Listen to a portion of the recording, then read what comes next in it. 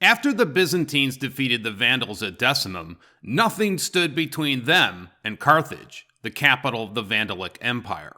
Belisarius proceeded with his army up to Carthage, which he reached by the evening. The citizens quickly opened the gates to their liberators. However, Belisarius delayed entering the city for two reasons. First, he was worried the Vandals might have left behind a sizable force to set up an ambush. Secondly, he was worried that his soldiers might lose all of their discipline and turn to plundering. The Byzantine troops were not the Roman legions of centuries past. Although they were of the highest professional caliber, they were prone to lose their discipline, especially when war booty was involved. Soon the fleet entered the Lake of Tunis. The city of Carthage was now effectively in the hands of the Byzantines. Belisarius commanded the fleet to disembark and march into Carthage. While the land army had resisted plundering Carthage, the fleet lost all of their discipline and raided some merchant ships. Procopius writes what happened next. Quote, Belisarius reminded the soldiers at length of how much good fortune had come to them because they had displayed moderation toward the Libyans, and he pleaded with them to preserve good order with the greatest care in Carthage. For all the Libyans had been Romans in earlier times, and had come under the Vandals by no will of their own, and had suffered many outrages at the hands of these barbarians. For this very reason the emperor had entered into the war with the Vandals, and it was not wholly that any harm should come to them, to the people whose freedom they had made the ground for taking the field against the Vandals. End quote. As the next day approached, Belisarius entered the city. The date was September 15th, 533 AD. He was given a warm reception by the local residents. Belisarius himself took possession of the royal palace, and even consumed the meal which Gelimer had confidently ordered to be ready for his own victorious return. Procopius writes, quote, and it happened that the lunch made for Gelimer on the preceding day was in readiness, and we feasted on that very food, and the domestics of Gelimer served it and poured the wine and waited upon us in every way. And it fell to the lot of Belisarius on that day to win such fame as no one of the men of his time ever won, nor indeed any of the men of olden times. End quote. The remaining Vandals were rounded up and placed under guard to prevent them from causing any trouble. Belisarius dispatched messages to Constantinople, informing Justinian of the great victory. Still, Belisarius had cause for concern, because Gelimer was still on the loose, and likely assembling another army that would have to be dealt with.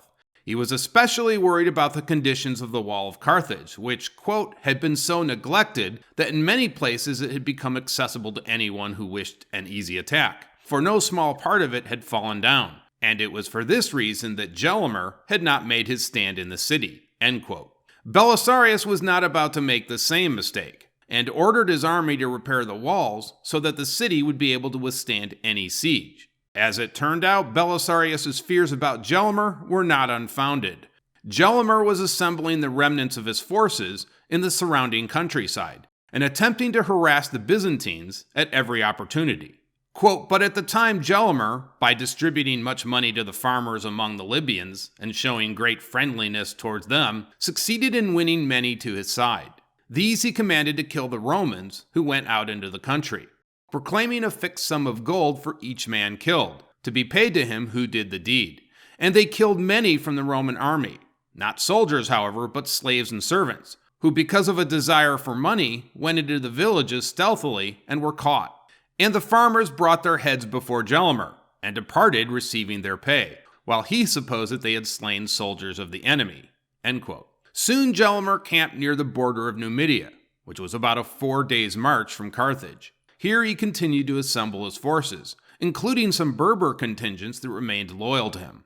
However, most of the tribes in Numidia sent embassies to Belisarius, pledging allegiance to the Byzantine Empire. Procopius writes, quote, there were some Moors who even furnished their children as hostages, and requested that the symbols of office be sent them from him according to the ancient custom.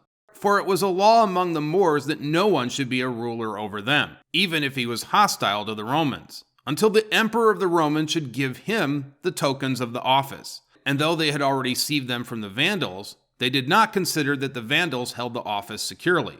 Now these symbols are a staff of silver covered with gold, and a silver cap, not covering the whole head, but like a crown and held in place on all sides by bands of silver.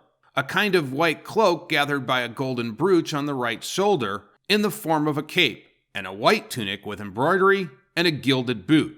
And Belisarius sent these things to them, and presented each one of them with much money." End quote. Meanwhile, Gelimer dispatched a letter to his brother, to Zazon, who commanded the Vandals in Sardinia. He requested that they return to Africa with all speed. You will remember that many of Gelimer's best forces had been pinned down in Sardinia, on a mission to restore the island back to the Vandals. The campaign there had been very successful, and the Vandals restored their authority by capturing the capital and wiping out the opposing forces. After receiving the message, Gelimer's brother wasted no time and set sail for Africa. After making a landing, he marched to his brother's encampment. With his army reinforced, Gelimer marched on Carthage. The Vandals cut the aqueduct supplying Carthage with water and attempted to prevent provisions from arriving in the city. If Gelimer was attempting to lure the Byzantine army into a confrontation, he failed as Belisarius refused to leave the city. We will continue on in the next video.